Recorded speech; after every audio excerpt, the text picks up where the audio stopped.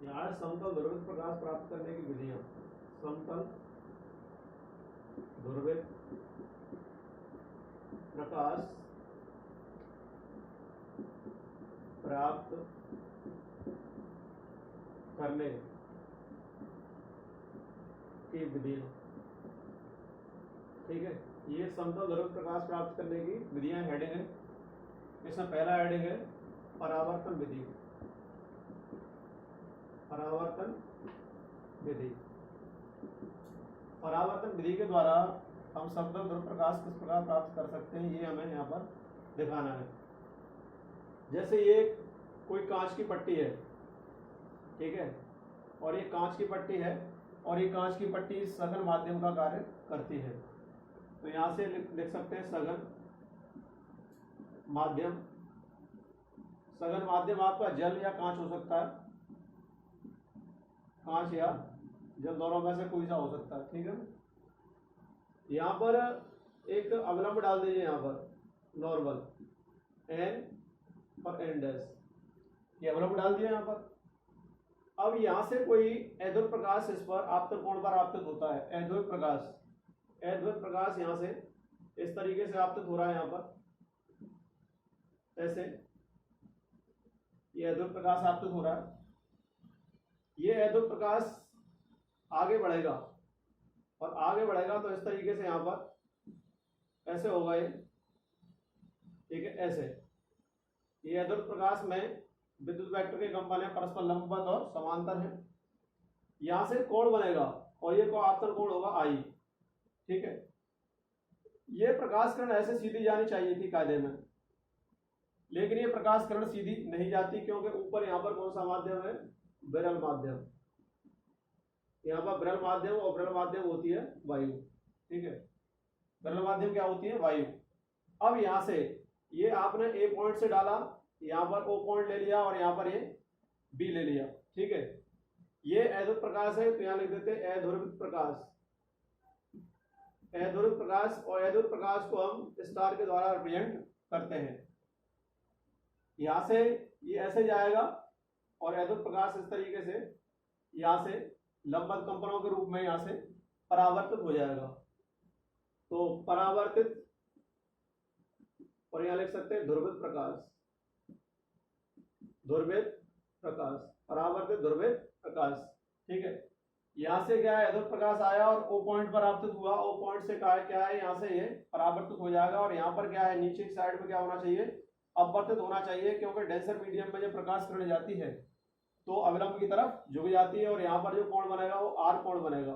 ठीक है, ये कोण कौन सा होगा, अपवर्तन कोण होगा। ये वाला कौन सी किरण है, ये अपवर्तित किरण।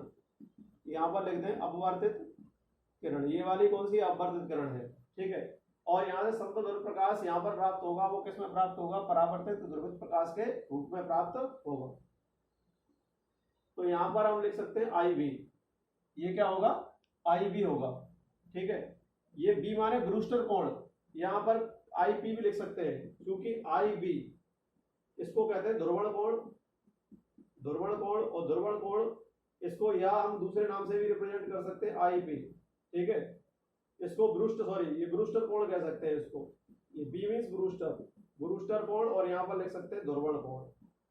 ध्रुवण कोण, angle of polarization, angle of Brewster.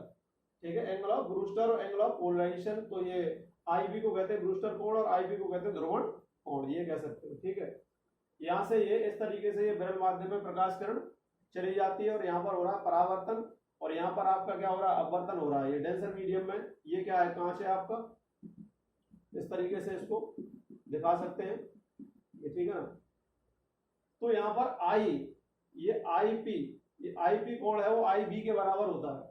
ठीक है, ये क्योंकि प्रकाश के जो नियम है, अपवर्तन के नियम है, उसमें ये है कि आपतन कोण हमेशा परावर्तन कोण के क्या होता है, बराबर होता है, अर्थात आई इक्वल टू आर होता है। लेकिन यहाँ पर अपवर्तन हो रहा है नीचे और यहाँ पर परावर्तन है ऊपर, तो यहाँ पर आपतन कोण है और यहाँ पर कौन सा परावर्तन कोण है। दोनों कोण कैसे होंगे, आपस में बराबर होंगे। ठीक है, देखिए वैज्ञानिक ब्रूस्टर के अनुसार, वैज्ञानिक ब्रूस्टर था क्योंकि यहाँ पर ब्रूस्टर कोण आ रहा है। ठीक है, आई बी को ब्रूस्टर कोण कहते हैं।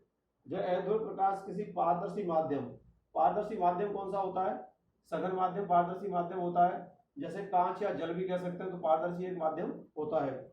जैसे कांच या जल पर एक विशेष आपतन कोण आईपी, ये विशेष आपतन कोण है, ये आईपी है, ठीक है, इसको ध्रुवण कोण परावर्तित होता है, तो परावर्तित प्रकाश पूर्णतः ध्रुवित हो जाता है, ठीक है।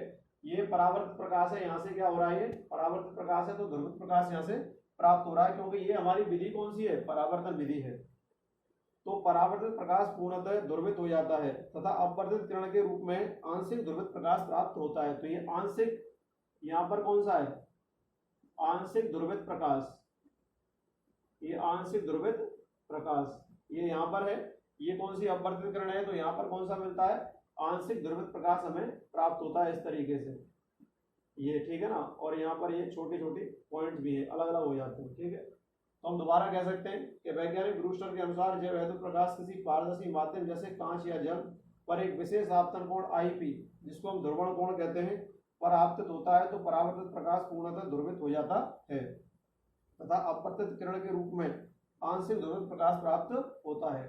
तो यहाँ से देखिए वैद्युत प्रकाश है, स्टार के रूप में दिखाया गया है, इसमें विद्युत वेक्टर के लंबवत और सदिश दोनों कंपन उपस्थित हैं। यहाँ से O पॉइंट पर आपतित हो रहे हैं, O से यहाँ पर ये परावर्तित प्रकाश इधर जा रहा है यहाँ पर, ठीक है, लंबवत कंपनों के रूप में जा रहा है। और नीचे की साइड में देखें तो यहाँ से क्या है, अपवर्तित प्रकाश किरण है, और अपवर्तित प्रकाश किरण पर ये दोनों वेक्टर हैं, लेकिन ये अलग अलग वेक्टर हैं, तो इसको हम आंशिक ध्रुवित प्रकाश कह सकते हैं। तो यहाँ से आंशिक ध्रुवित प्रकाश यहाँ पर प्राप्त हो रहा है। और ये कौन सा है, कांच या जल, ये कौन सा सघन माध्यम है हमारा, ठीक है। तो ये इस तरीके से हमने आईबी क्या है, ब्रूस्टर कोण है, आईपी क्या है, ध्रुवण कोण है। और ये आईपी और आईबी दोनों कैसे होते हैं, आपस में बराबर होते हैं। आगे हमें यहाँ पर ब्रूस्टर का नियम भी बताना है क्या होता है। इस अवस्था में देखिए, इस अवस्था में ये कौन सी आपतित प्रकाश किरण है और ये कौन सी परावर्तित किरण परस्पर कैसी होती है, आपस में लंबवत होती है। इस अवस्था में आपतित प्रकाश किरण व परावर्तित प्रकाश किरण परस्पर लंबवत होती है, ठीक है, ये लंबवत होती है। अब हम यहां से लिखेंगे ब्रूस्टर का नियम।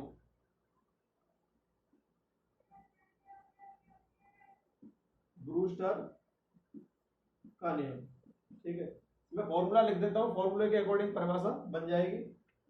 n बराबर क्या होता है, 10 आईपी, n बराबर क्या है, 10 आईपी। यहाँ पर n क्या है, अपवर्तनांक, और आईपी क्या है, ध्रुवण कोण। अतः ध्रुवण कोण, अतः ध्रुवण कोण की स्पर्शज्या, स्पर्शज्या का मतलब है tan थीटा, स्पर्शज्या, ध्रुवण कोण की स्पर्शज्या का मान हमेशा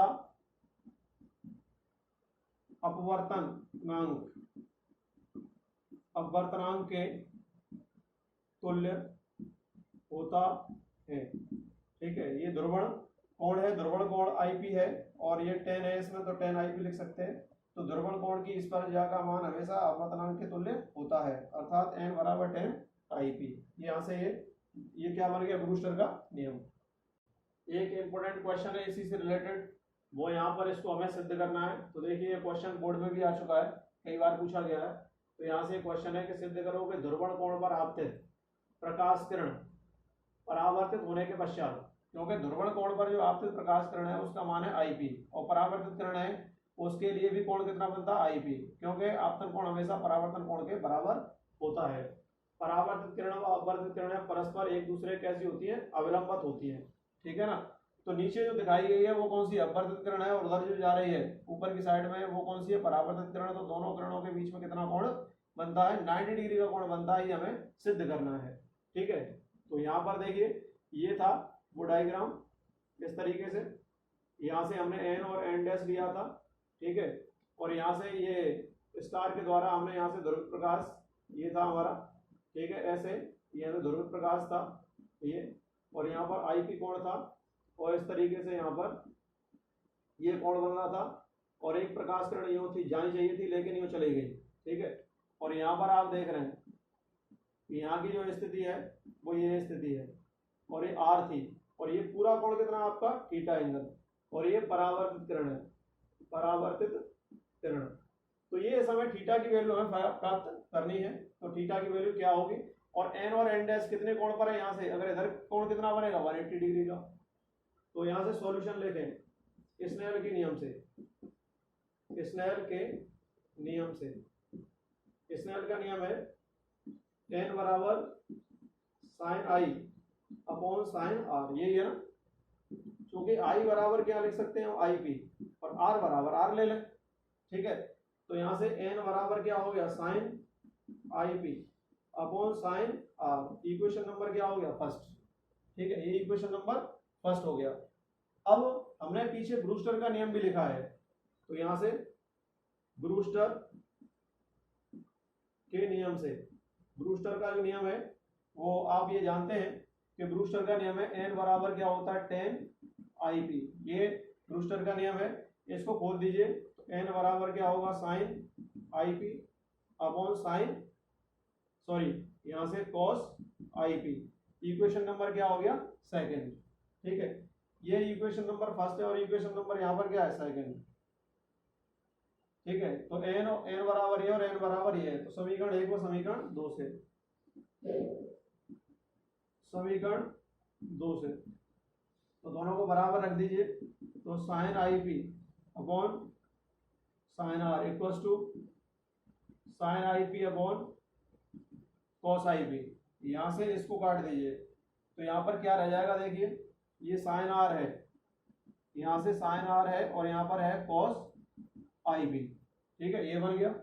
अब यहाँ से देखेंगे हम कि साइन, क्योंकि साइन थीटा मैथमेटिक्स में ट्रिग्नोमेट्री में साइन थीटा बराबर कॉस 90 माइनस थीटा ये होता है, ठीक है, साइन थीटा बराबर कॉस 90 माइनस थीटा।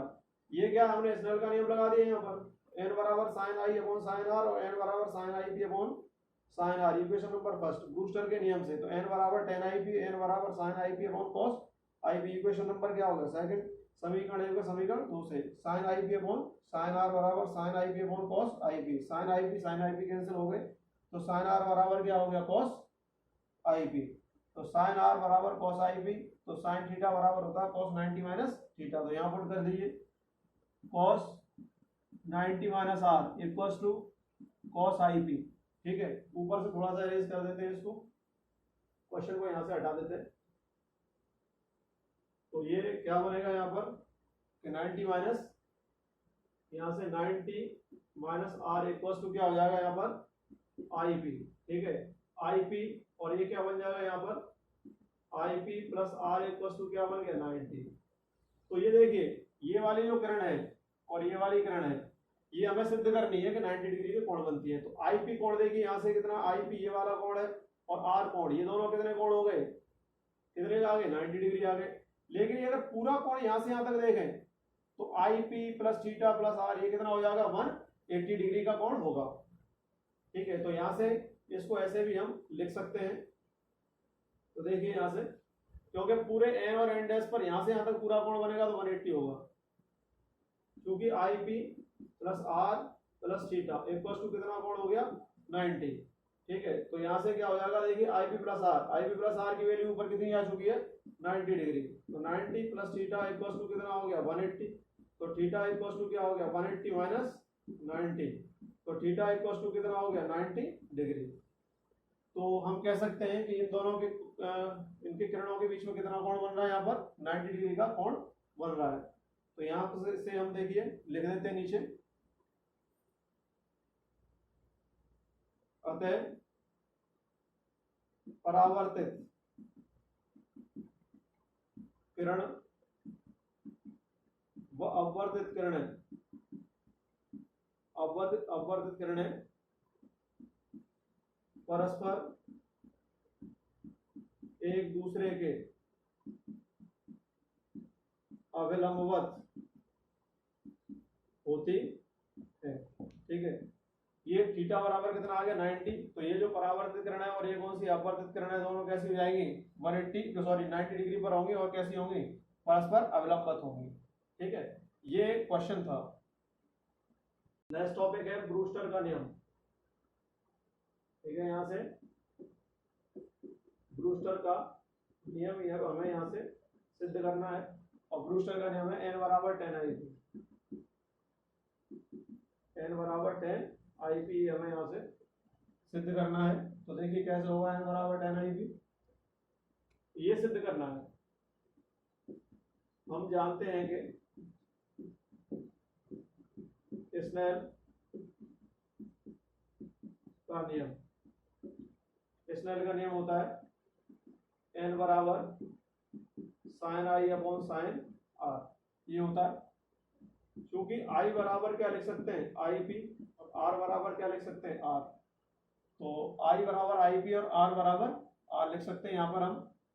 तो ये क्या हो जाएगा, इसमें देखिए साइन IP और यहाँ से साइन r हो गया, और इक्वेशन नंबर क्या हो गया फर्स्ट। ठीक है, तथा पीछे हम निकाल चुके, अभी हमने निकाला था IP प्लस r बराबर क्या होता है 90 डिग्री, तथा IP प्लस r बराबर कितना होता है 90 होता है। ठीक है, तो यहाँ से ये कितना हो जाएगा, यहाँ से ये IP प्लस r बराबर 90, तो यहाँ से आप निकाल लीजिए। तो यहाँ से देखिए, यहाँ से कितना हो जाएगा, r इक्वल्स टू कितना हो जाएगा 90 माइनस IP। ठीक है, इक्वेशन नंबर सेकंड, समीकरण 1 में मान रखने पर, समीकरण 1 में मान रख दीजिए। तो समीकरण 1 में मान रखेंगे तो n बराबर क्या होगा साइन IP अपॉन यहाँ से क्या है साइन r है, तो यहाँ से sine IP upon sine r, sine r का मान यहाँ से लगा दीजिए 90 माइनस IP। ठीक है, तो n बराबर ये कितना हो जाएगा। अब देखिए पीछे हमने एक बात बताई थी आपको कि cos थीटा बराबर होता है साइन 90 माइनस थीटा, तो इसको हम cos थीटा भी लिख सकते हैं। तो यहाँ से n बराबर क्या हो जाएगा साइन IP अपॉन ये क्या हो जाएगा cos IP। ठीक है, sine IP upon cos IP को क्या कहते हैं 10 IP, तो ये जाएगा 10 IP, n बराबर 10 IP। तो इसको हम ब्रूस्टर का नियम कह सकते हैं। दोबारा रिपीट कर देते हैं एक बार। हम जानते हैं कि स्नेल का नियम n बराबर sine I upon sine r, तो I बराबर IP और r बराबर r, n बराबर sine IP upon sine r, equation number क्या होगा फर्स्ट, तथा IP प्लस r बराबर 90, ये अभी हमने सिद्ध किया था, होता है। r बराबर यहाँ से निकालें तो क्या हो जाएगा 90 माइनस IP, समीकरण नंबर 2। समीकरण 1 में मान रखने पर, समीकरण 1 में मान रख दीजिए। तो समीकरण 1 में मान रखेंगे तो n बराबर sine IP upon sine r बराबर साइन IP अपॉन, यहाँ से ये ऊपर जाएगा r की जगह पर यहाँ पर, तो क्या हो जाएगा साइन 90 माइनस IP, ये बन जाएगा। और cos थीटा बराबर साइन 90 माइनस थीटा, तो cos थीटा होता है तो sine IP upon cos IP, इसको क्या लिख सकते हैं n बराबर 10 IP। तो ये क्या कहलाता है ब्रूस्टर का नियम कहलाता है। ये आंकिक का क्वेश्चन नंबर 4 करवा रहे हैं आपको। ठीक है, आंकिक क्वेश्चन नंबर 4। ठीक है, उसमें आप देख लेना।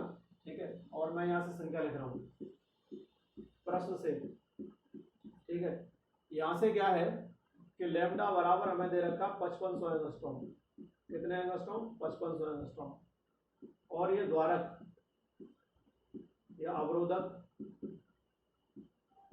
का आकार a बराबर दे रखा है 22 गुणा 10 की घात माइनस 5 सेंटीमीटर, ये दे रखा है। तो इसको मीटर में कन्वर्ट करें तो a बराबर 22 गुणा 10 की पावर माइनस 7 मीटर, ये हो जाएगा यहाँ से।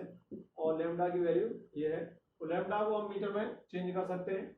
तो लैम्डा बराबर ये क्या हो जाएगा 5500 इंटू 10 की घात माइनस 10 मीटर, क्योंकि एक एंगस्ट्रॉम की वैल्यू कितनी होती है 10 की घात माइनस 10 मीटर ये होती है।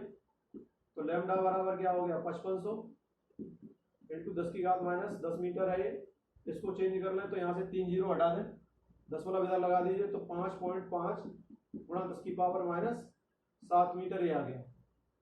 अब हमें प्रथम निम्नलिखित के लिए वैल्यू निकालनी है और द्वितीय निम्नलिखित के लिए वैल्यू हमें निकालनी है। तो यहाँ से देखिए प्रथम निम्नलिखित के लिए, प्रथम निम्नलिखित के लिए थीटा 1 बराबर एन लैम्डा अपॉन स्मॉल ए, ठीक है। तो ये हो जाएगा, तो थीटा 1 बराबर एन बराबर क्या रखना है, 1 रखना है।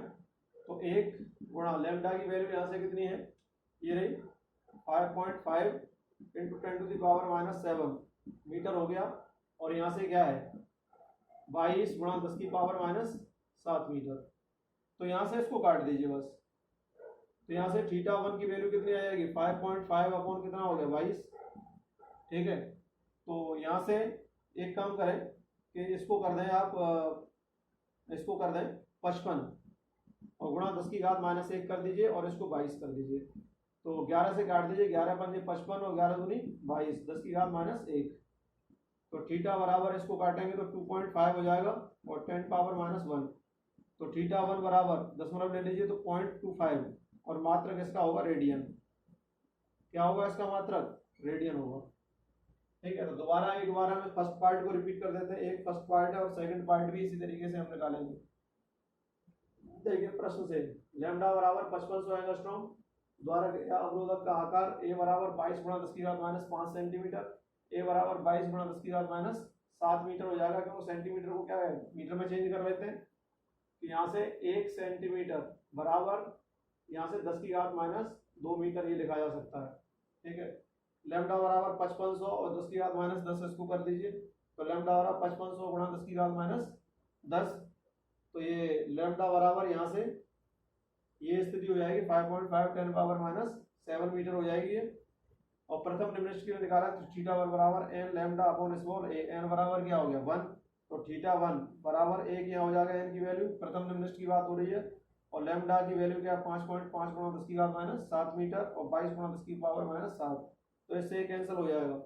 तो 5.5 बटे 22, तो पॉइंट हटाने के लिए एक पावर यहाँ से लेना माइनस की। तो 55 गुणा 10⁻⁻1 बटे 22, इसको इससे काटिए तो 5 बटे 2 गुणा 10⁻⁻1।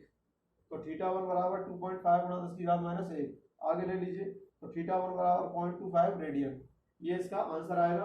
अब हम द्वितीय निम्नलिखित के लिए निकाल रहे हैं वैल्यू। तो द्वितीय निम्नलिखित के लिए यहाँ से निकालेंगे, देखिए। तो द्वितीय निम्नलिखित के लिए क्या हो जाएगी, यहाँ से द्वितीय निम्नलिखित के लिए यहाँ से ये थीटा 2 बराबर एन लैम्डा अपॉन ए, ठीक है। चूंकि एन बराबर यहाँ पर क्या है 2, क्योंकि द्वितीय निम्नलिखित तो एन बराबर क्या हो जाएगा 2।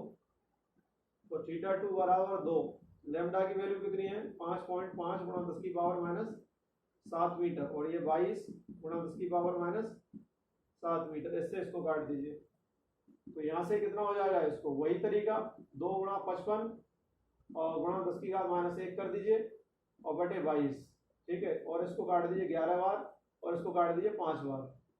तो थीटा 2 बराबर 5 गुणा 10 की पावर कितनी होगी -1, या इसको लिख सकते हैं 0.50 रेडियन। यहाँ से कितना हो जाएगा 0.50 रेडियन। ये थीटा 2 की वैल्यू हो गई यहाँ से, ठीक है ना। तो ये थीटा 2 और ये थीटा 1 है। ये क्वेश्चन पूरा हो गया। एग्जाम्पल करवा रहे हैं आपको 12.15, एग्जाम्पल है 12.15, ब्रूस्टर नियम पर आधारित है, ठीक है। प्रश्न से ये हो जाएगा, ब्रूस्टर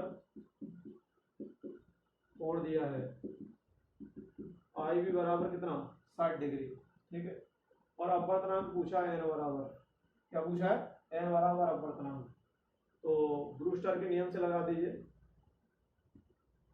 ब्रूस्टर के नियम से, तो ब्रूस्टर का नियम क्या होता है एन बराबर 10 IP। देखिए प्रश्न से क्या दिया, ब्रूस्टर कोण आई बी बराबर कितना दे दिया, आई पी या आई बी कह सकते हैं, तो 60 डिग्री। और एन बराबर क्या अपवर्तनांक पूछा गया है। तो ब्रूस्टर के नियम से एन बराबर, ब्रूस्टर का नियम है 10 IP, या हम कह सकते हैं 10 IB भी लिख सकते हैं इसको, ठीक है ना। ये angle of polarization, angle of Brewster, ठीक है। तो एक ही बात है। तो एन बराबर क्या होगा 10 IB, ठीक है। और एन बराबर यहाँ पर 10 IB की वैल्यू कितनी है 60 डिग्री, ठीक है। तो यहाँ से एन बराबर 10 60 की वैल्यू आप जानते हैं अंडर रूट कितनी होती है 3, अंडर रूट 3 की वैल्यू आप जानते हैं यहाँ से अंडर रूट 3 की वैल्यू 1.732 ये होती है। ठीक है। तो n बराबर कितना हो गया 1.732।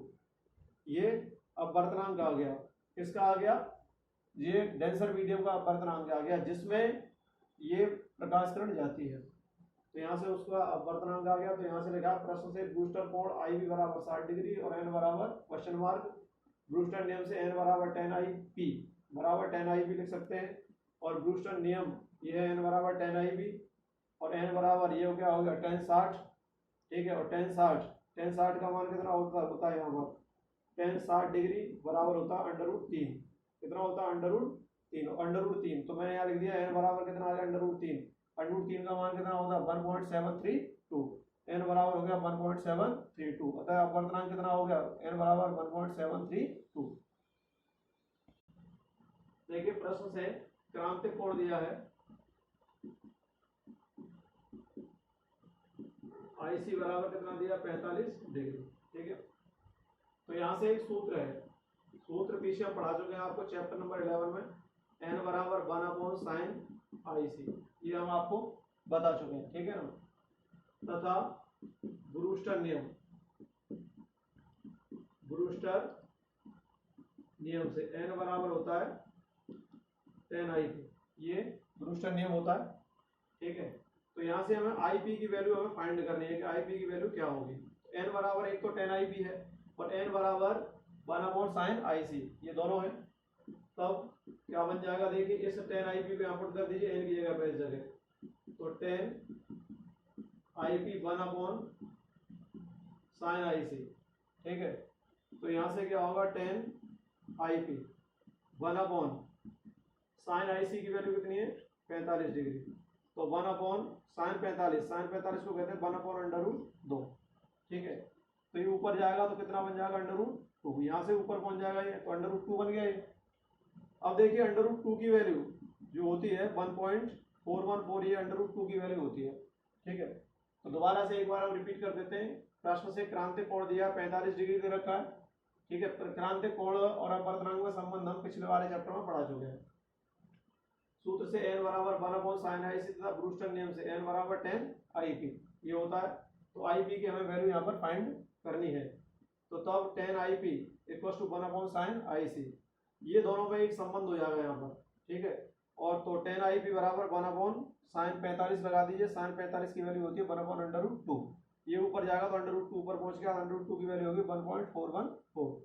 तो यहाँ से क्या हो जाएगा ये 10 IP इक्वल टू ये हो जाएगा √2 कह दो, या 10 IP इक्वल टू कितना हो जाएगा 1.414। तो IP इक्वल टू इधर ले लीजिए 10 इनवर्स, ये हो जाएगा 1.414, ये बन जाएगा। और इसकी जो वैल्यू होती है वो आपकी जो वैल्यू होती है वो होती है आपकी 54.60 डिग्री की।